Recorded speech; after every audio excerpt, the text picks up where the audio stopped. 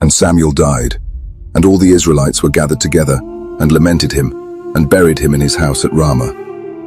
And David arose, and went down to the wilderness of Paran. And there was a man in Maon, whose possessions were in Carmel.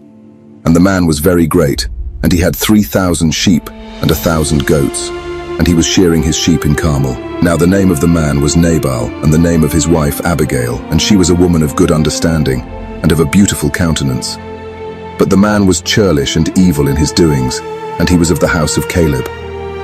And David heard in the wilderness that Nabal did shear his sheep. And David sent out 10 young men. And David said unto the young men, Get you up to Carmel, and go to Nabal, and greet him in my name.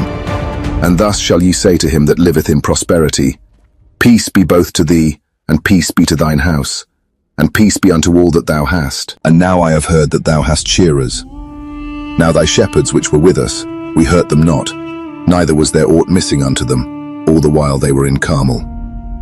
Ask thy young men, and they will show thee. Wherefore let the young men find favour in thine eyes, for we come in a good day. Give, I pray thee, whatsoever cometh to thine hand unto thy servants, and to thy son David. And when David's young men came, they spake to Nabal according to all those words in the name of David, and ceased. And Nabal answered David's servants and said, Who is David, and who is the son of Jesse? There be many servants nowadays that break away every man from his master. Shall I then take my bread, and my water, and my flesh that I have killed for my shearers, and give it unto men, whom I know not whence they be? So David's young men turned their way, and went again, and came and told him all those sayings. And David said unto his men, Gird ye on every man his sword. And they girded on every man his sword, and David also girded on his sword. And there went up after David about 400 men, and 200 abode by the stuff. But one of the young men told Abigail, Nabal's wife, saying, Behold, David sent messengers out of the wilderness to salute our master, and he railed on them. But the men were very good unto us, and we were not hurt, neither missed we anything, as long as we were conversant with them, when we were in the fields. They were a wall unto us both by night and day, all the while we were with them keeping the sheep. Now therefore know and consider what thou wilt do. For evil is determined against our master, and against all his household. For he is such a son of Belial, that a man cannot speak to him. Then Abigail made haste, and took 200 loaves, and 2 bottles of wine, and 5 sheep ready dressed, and 5 measures of parched corn, and 100 clusters of raisins, and 200 cakes of figs, and laid them on asses. And she said unto her servants, Go on before me, behold, I come after you. But she told not her husband Nabal.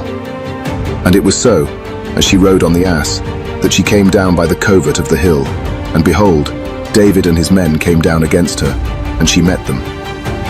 Now David had said, Surely in vain have I kept all that this fellow hath in the wilderness, so that nothing was missed of all that pertained unto him. And he hath requited me evil for good. So and more also do God unto the enemies of David, if I leave of all that pertain to him by the morning light any that pisseth against the wall. And when Abigail saw David, she hasted, and lighted off the ass, and fell before David on her face, and bowed herself to the ground, and fell at his feet, and said, Upon me, my lord, upon me let this iniquity be, and let thine handmaid, I pray thee, speak in thine audience, and hear the words of thine handmaid. Let not my lord, I pray thee, regard this man of Belial, even Nabal. For as his name is, so is he.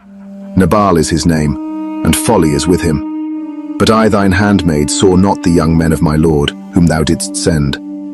Now therefore, my lord, as the Lord liveth, and as thy soul liveth, seeing the Lord hath withholden thee from coming to shed blood, and from avenging thyself with thine own hand.